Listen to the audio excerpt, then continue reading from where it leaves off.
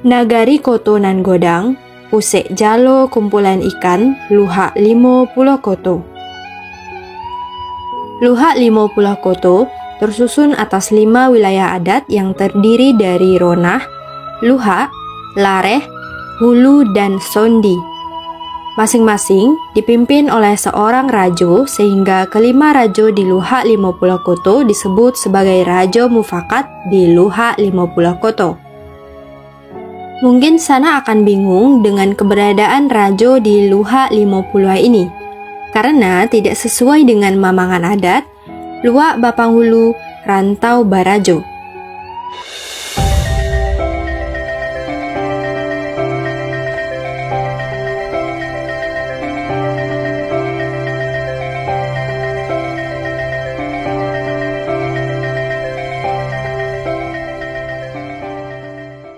Secara administrasi pemerintahan saat ini, tidak ada Nagari Koto nan Godang. Namun, secara adat, Koto nan Godang tetap eksis sebagai sebuah nagari yang berada dalam wilayah kota Payakumbuh. Wilayah Nagari Koto nan Godang saat ini menjadi wilayah Kecamatan Payakumbuh Utara yang membawahi 9 kelurahan. Pada saat pembentukan kecamatan dan kelurahan di kota Payakumbuh, wilayah Nagari Koto nan Godang dibagi atas 25 kelurahan. Pada tahun 2016, pemerintahan kota Payakumbuh melakukan penataan kelurahan di Kecamatan Payakumbuh Utara dengan memangkas kelurahan dari 25 kelurahan menjadi 9 kelurahan saja.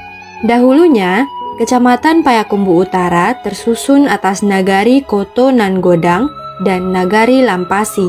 Namun, pasca pembentukan Kecamatan Lamposi Tigonagori pada tahun 2008, wilayah Kecamatan Payakumbuh Utara hanya menyisakan wilayah Nagari Koto nan Godang yang menjadi nagari penting di Luhak Limo Pulau Koto. Nah, kali ini kita hendak mengulas Nagari Koto nan Godang. Luhak Limo Pulau Koto tersusun atas 5 wilayah adat yang terdiri dari Ronah, Luhak, Lareh, Hulu, dan Sondi. Masing-masing dipimpin oleh seorang rajo sehingga kelima rajo di Luhak Limo Pulau Koto disebut sebagai Rajo Mufakat di Luhak Limo Pulau Koto. Mungkin sana akan bingung dengan keberadaan rajo di Luhak Limo Pulau ini, karena tidak sesuai dengan mamangan adat Luak Bapanghulu Rantau Barajo. Rajo di Luhak Limo Pulau Koto berbeda dengan rajo di daerah rantau Minangkabau. Rajo di Luhak Limo Pulau Koto adalah seorang penghulu suku yang ditinggikan seranting, didahulukan selangkah dibandingkan dengan penghulu-penghulu lainnya di dalam wilayah adat masing-masing yang berfungsi sebagai penghubung Luhak Limo Pulau Koto dengan wilayah Rantau Kampar. Rajo di Luhak Limo Pulau Koto hanya berfungsi sebagai pimpinan suku di dalam nagarinya yang sederajat dengan penghulu-penghulu suku lainnya, dan baru memiliki wewenang yang lebih besar untuk urusan keluar nagari, terutama untuk berurusan ke Rantau Kampar. Sondi, yang menjadi salah satu wilayah adat di Luhak Limo Pulau Koto, berpusat di Nagari Koto nan Godang dengan balai adatnya Balai Godang yang menjadi peradilan tertinggi bagi Luhak Limo Pulau Koto dan rantaunya Rantau Kampar. Jika ada masalah di Limo Koto Bangkinang, terdapat hierarki kerapatan adatnya. Pada fase pertama, sebuah perkara akan dibawa ke Balai Tanah. Kalau tidak terdapat kata putus di sini, permasalahan tersebut dibawa ke dalam rapat besar di Pasir Merabau. Andaikan di sini tidak putus juga, dibawalah kepada Niniak nan Barampe Datuk Sibijayo di Pangkalan Koto Baru. Dan kalau di sini tidak dapat kata putus juga, dibawa kepada Datuk Rajo Tan Aduh di Koto Laweh. Tetapi beliau hanya sebagai badan perantara saja, sebab beliau akan membawa perkara itu ke Balai Gadang di Koto nan Godang ini. Disinilah mahkamah tertinggi dalam daerah Luhak Limo Pulau Koto, di mana kata putus didapat sebagaimana mamangan adat Gantiang Putuih Biang Tabu. Balai Gadang ini menjadi pusat jalo pumpunan ikan bagi nagari-nagari dalam Luha 50 koto ini. Wilayah adat Sondi saat ini terbagi atas Nagari Koto Nan Godang dan Nagari Koto Nan Ompek. Pada masa kolonial Belanda, ketika Belanda membangun sistem kelarasan di Minangkabau, kedua nagari utama di wilayah adat Sondi itu masing-masingnya berstatus sebagai kelarasan yang dipimpin oleh Angku Lareh. Wilayah Nagari Koto Nan Godang tersusun atas 18 koto yang terbagi atas 3 kelompok, Onam Kabalai, Onam Kaateh, dan Onam Kabaruah. Kita bahas satu persatu ketiga kawasan tersebut. Pertama, kita bahas dulu Onam Kabalai. Sebanyak 6 suku koto disebut dengan Onam Kabalai yang terdiri dari Balai Gadang, Balai Gurun, Balai Cancang, Balai Jariang, Balai Kalikih, dan Balai Baru. Sebutan Onam Kabalai tersebut karena keenam permukiman ini berada dekat dengan Balai Gadang yang menjadi balai adat Nagari Koto Nan Godang. Kelompok kedua adalah Onam Kaateh yang terdiri dari Tarok, Padang Sikadudua, Baruah, Cubada Air, Napa, dan Payolanse. Kawasan 6 Kaateh ini berada di sebelah utara kawasan Onam Kabalai. Satu dari pemukiman tersebut, Payolanse, saat ini berada di Nagari Koto Nan Ompek. Kelompok ketiga adalah Onam di Baruah, yang terdiri dari Kodok, Tambago, Payonibuang, Talawi, Balai Botuang, dan Tanjung Anau. Penamaan kawasan ini disebabkan karena ketinggian kawasannya yang lebih rendah dibandingkan dengan kawasan Onam Kaateh. Kawasan Onam Kabaruah merupakan arah muara sejumlah aliran-aliran di kota Payakumbuh dan Kabupaten 50 kota ke Batang Sinamat, baik Batang Lampasi, Batang Agam, dan Batang Pinamang. Di kawasan Onam Kabalai, kemudian dibangun koto yang bernama Koto Baru, dan di sana didirikan sebuah balai kerapatan yang dinamakan Balai Janggo. Penamaan koto baru mengindikasikan kebaruan permukimannya dibandingkan dengan permukiman yang telah eksis sebelumnya. Kita lanjutkan ke suku-suku yang ada di Koto Nan Godang. Suku di Nagari Koto Nan Godang terdiri atas 4 buah suku besar atau disebut juga Ompek Suku Godang.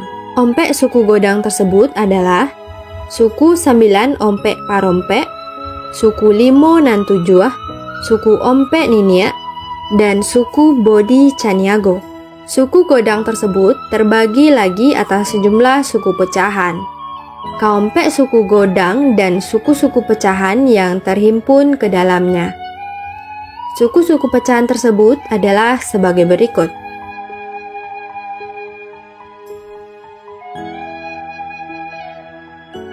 Masing-masing suku menempati jabatan istimewa dalam pemerintahan adat Koto Nan Godang. Suku 9 Ompek Parompek memegang jabatan sebagai Rajo Adat, suku 5 Nan Tujuh sebagai Rajo Ibadat, dan suku Ampek Niniak sebagai Pamunca Adat. Kemudian, suku Bodi Caniago sebagai Peti Bunian. Kita lanjutkan dengan tempat menarik di Nagari Koto Nan Godang. Pertama, Balai Godang. Balai Godang merupakan balai adat Nagari Koto Nan Godang. Balai adat ini berada di Kelurahan Balai Tongah Koto di pinggiran jalan raya utama yang menghubungkan kota Payakumbuh dengan kota Pakanbaru, Provinsi Riau. Balai Godang telah mengalami perubahan terutama semenjak tahun 1936. Balai adat ini diubah menjadi bangunan permanen.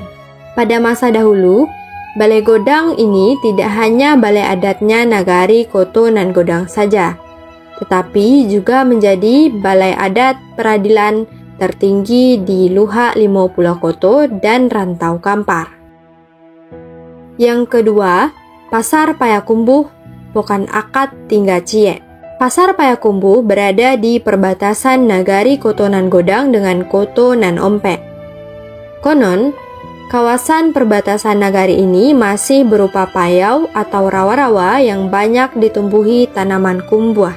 Payau dan kumbuah ini yang diyakini banyak orang sebagai asal-usul nama Payakumbuh.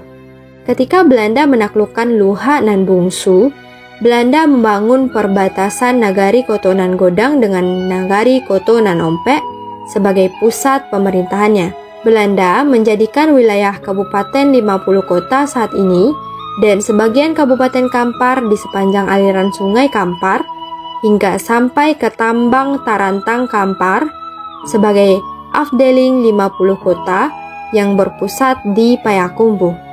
Belanda memiliki peran besar dalam pengembangan pasar Payakumbuh dengan melibatkan 50 nagari dalam 13 kelarasan. Karena itu, pasar Payakumbuh menjadi pasar serikat bagi 50 nagari yang saat ini tersebar di kota Payakumbuh dan sebagian kabupaten 50 kota.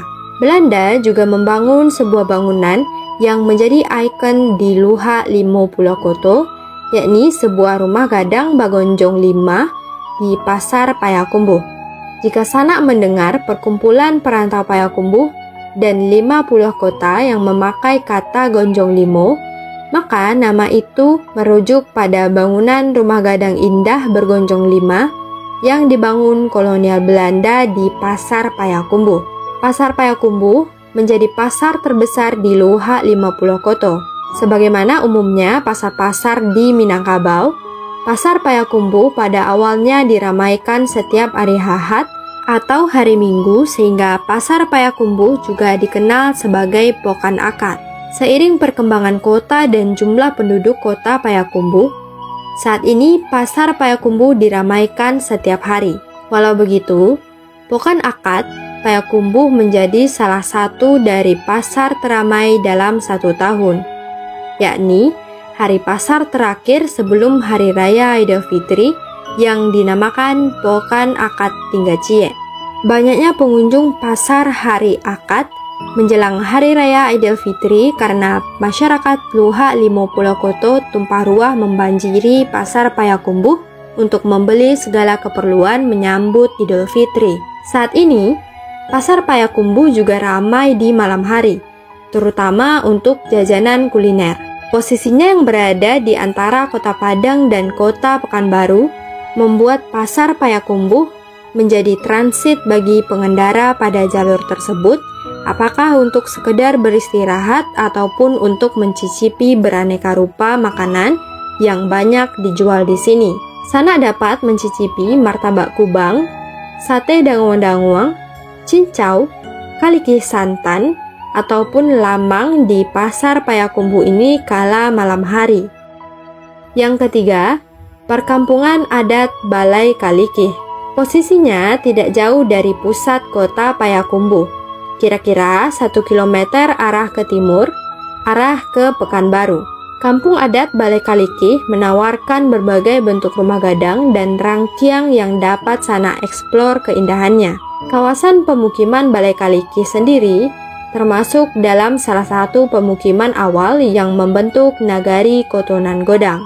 Penamaan Balai Kalikih mengambil pada kondisi di mana daerah ini banyak ditumbuhi pohon pepaya yang dalam bahasa Minangkabau Payakumbuh disebut Kalikih.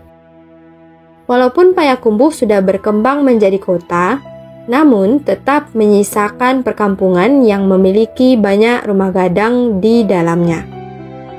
Yang keempat, Galanggang Pacuan Kudu. Kota Payakumbuh juga memiliki sebuah galanggang pacuan kuda yang menjadi area pacuan kuda utama di Minangkabau. Pembangunan galanggang pacuan kuda ini juga dilakukan semasa zaman kolonial Belanda, bersamaan dengan pembangunan pasar Payakumbuh.